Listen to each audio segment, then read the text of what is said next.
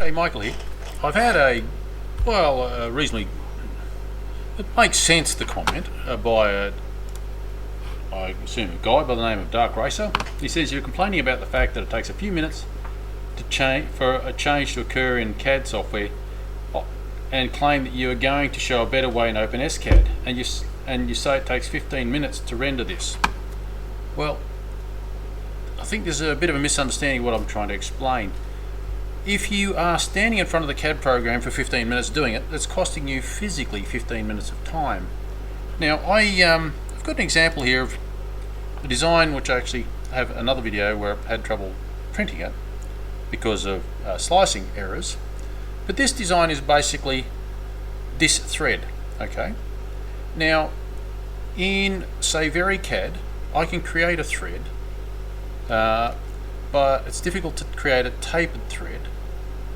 The other thing I can do with OpenScad is change the number of components in the design.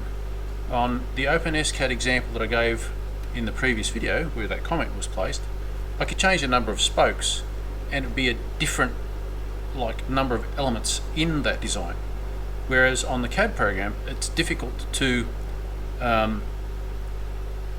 change the number because you have to recalculate the angle and then work out where you're going to repeat and so forth. So changing the number of elements in the design and also making a decision. If it's beyond a certain point, you might have to put some extra holes in it for bolts, and at a lower dimension you might have to have fewer holes. Let's say, think about like a car wheel. You might, as the hub size goes to a certain increment, you might want to go from 4-bolt configuration to a 5-bolt configuration, etc. So you can have it make decisions based on if-then statements. So these, whatever the computer does on your behalf, is done without you actually having to spend time doing it. What your job is to change parameters at the beginning. Now this chap here takes a little while to render, so I'll just get that rolling. But when you see the number of facets that are involved in making this part, we are going over, yep. No, we're not. F6, here we go. Okay, so it's busy doing, I don't know how they do this 199 out of 1000. Everything seems to be 1000, so I don't know whether that's kind of a percentage thing.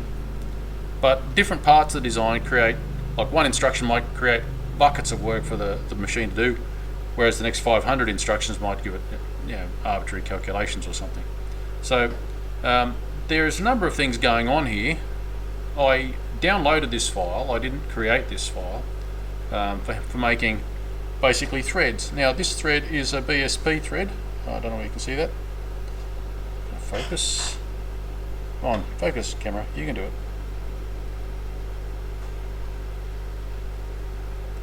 In any case, that's the thread there. And what I want to do is make this thread, which is a substantially larger thread. And it's just going to be an end stop, basically, for a hose fitting. And this is the hose fitting it's going to screw into, and it's just going to be a plug to block the hole. Right, so that's what I'm going to make. Now I'm just going to use this existing design that I've made and kind of misuse it. This design that I've got here is, when it finishes rendering, any second now. See, I'm waving my hands and talking while the machine's doing the work. I'm not working on the CAD program, it's doing it while I'm doing this. So you can see that I'm basically free to do other things while it's crunching away. There's an O-ring seat there and a bit of a clearance for a housing that's on a high pressure water pump. And here you can see it's generated all of that. And with OpenScad, you choose the number of facets. Like, let's say, I'll just dispense with the thread for a second, because that's the thing that chews up the bulk of the time. And we'll go F6. Now I was able to choose the number of facets involved here. Now the facet in that primary, like the hexagonal component, is actually a cylinder with 6 facets. So with the 6 facets, I created a hexagon, like a nut shape, right? And that's this guy here, cylinder. The number of facets is 6, the diameter is 37. That's external point the external point. So it's a circle, all the points are on that circle, which is a 37mm diameter. And the height is 12mm, which is, where are we now? Which is the nominal height of that component there, right? Then we have a cube, which is, it's not actually a cube, it's a cubic shape, which is that rectangular bit goes from there straight through. Then we had the thread above, which I've commented out just here. And then we have rotate, extrude, two shapes. Well, what I might do is get rid of the subtraction so you can see the elements. So that, union, right. So I'll just go run that again. You can see now all the elements, these two donuts or torus shapes, are created by a circle being going through a rotated extrusion. Now we can see honestly the number of facets we've got. In the example of that wheel, I gave a large number of facets for each component because I didn't want to see any segmenting in the print. On, say, VariCAD, I don't get to choose how many points there are in that circle. And OpenScad, I dictate absolutely everything about those numbers. So for argument's sake, I change that to maybe 6 segments going around. And we'll end up with like hexagonal toroid. There you go. And it was also much quicker to render. So the speed of it rendering is actually dictated by how complex I make the job. It's not the CAD's fault that I've made it really complex or simple. It's doing what I tell it to do. But regardless of how difficult the job is, my instruction is the same. I spend the same amount of time writing 6 as I do 64. And 64 gives me a completely different design. And I could make that 640 and that'll make it work its heart out. So let's just go leave with that. But the other thing is the circular shape there. I can bump up how detailed that circular shape is. I have that currently set for 32. Let's change it to 12. Let's just watch what the difference is. So I've simplified the design. So it's all determined by how complex I make the design. So the render time is really proportional to the number of shells that I've created, or the number of facets. Now we've got, oh well, we have a report here, 5,078 half facets, which didn't take long to generate. But let's say I made that, I don't know, 128, really do something crazy. Make that 264, that'll keep it busy. But I'm able to dictate how perfect the shape is represented, how many facets are involved. Whereas the other CAD program, you just set it like finer export, and that's about all you have. You don't have control over exactly what you want. As you can see, the machine's working its heart out right now to do this. But the machine is also freely recording video. Let's just see how busy the computer is. Over here, there we go, resources.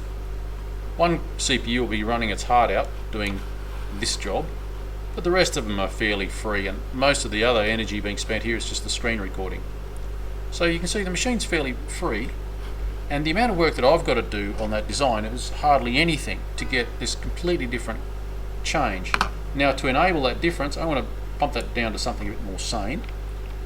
Maybe make that 32 again, because I like 32. It's a good, sort of good balance between cleanliness and getting the job done. We'll make that 128. I like to go binary numbers. I've just taken to that with this process, so F6. This is a fair bit lower resolution.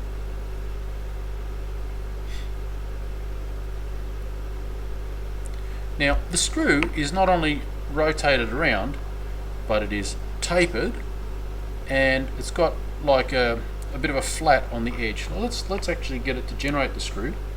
But this time I'm going to change it to the new thread design. So to completely redesign this thread, as in how high we make it, the diameter, and how much taper, is a matter of changing a few numbers. Now where's my calipers? Where are my calipers?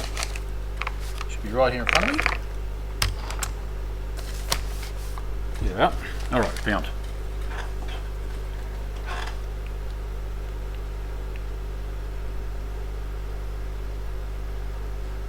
It's 26. Oh, what's that? 1.1.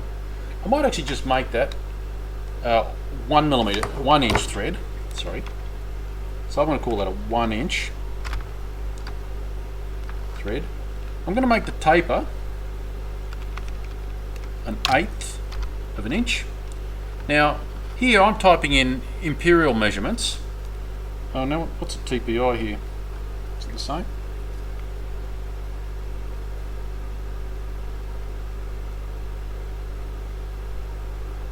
Still looks to be 14, alright.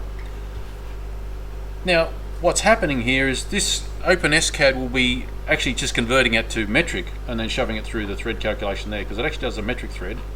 But to do the English thread, it does this patch of code. This is the module English thread, and basically converts the variables you put in for the English thread or imperial thread and converts them to metric measurements. So I'll include that now. We had that, where are we now? The inch length, threads per inch is 14. Length, how much length do I really want in here?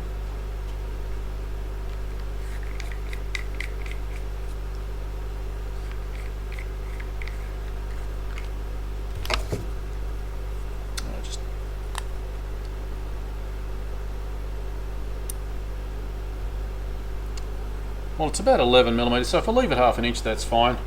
But I could have changed it to, let's just do it to 3/4. Which I don't need that, but let's just do that for the point of the exercise. Now I've got that as what? I don't want 128. Change that to 64. So I'm going to drop the resolution down on the torus shape, as well as I've got 16 and 32 as my these parts here, the resolution around that way. So I've dropped that resolution a bit. It's still going to be pretty high, and I've completely designed a different thread. And in fact, I don't need this O-ring taken out, so I might just comment that O-ring component out. There we go. Let's regenerate it.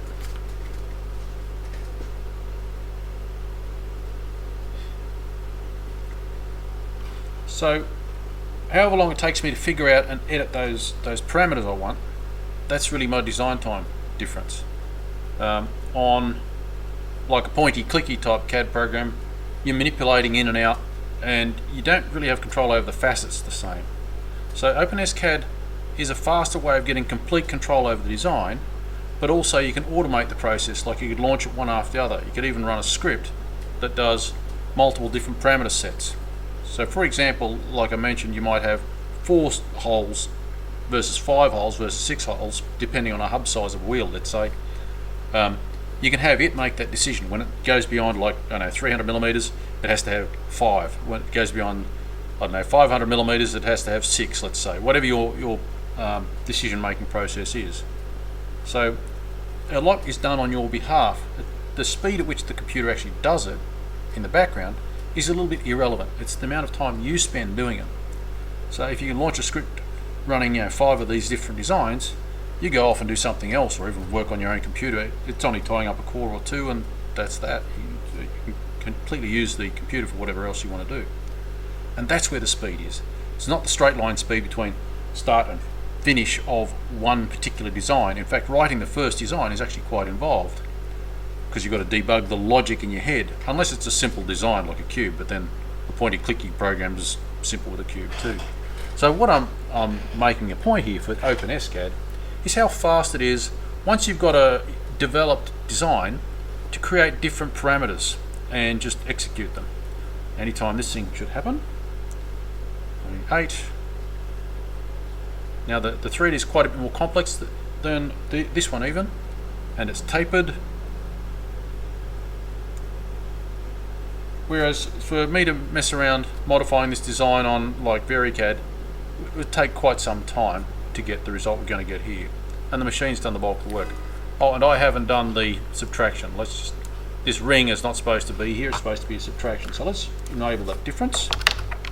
It'll subtract it, and I'll make that back to the design I actually want, because I need to print this. F6. What have I done wrong? The difference I haven't uncommented that. When you open a bracket, you have to be able to close it. So there we go. That should be right. Yep.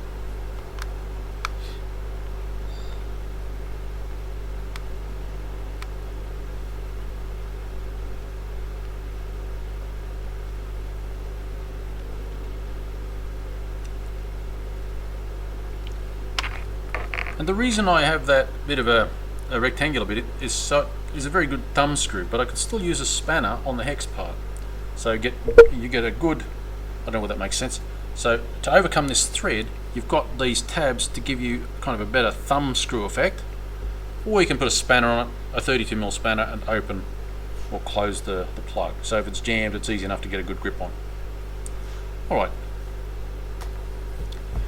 And again, no hands, the machine's doing it. So I'm free to do whatever else I needed to do, including talking to you guys. So this is what I mean about the speed of OpenScad. You make a little change, let the machine do all the hard work, and you can do multiple of these in a day very easily, like whatever number you want, depending on the complexity. Obviously there's a lot of facets in your design.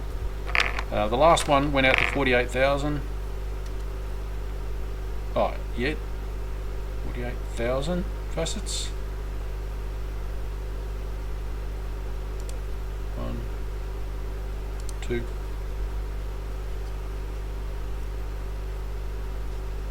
Bytes. That's kilobytes. So it's 103 megabytes the last design was. What's this one?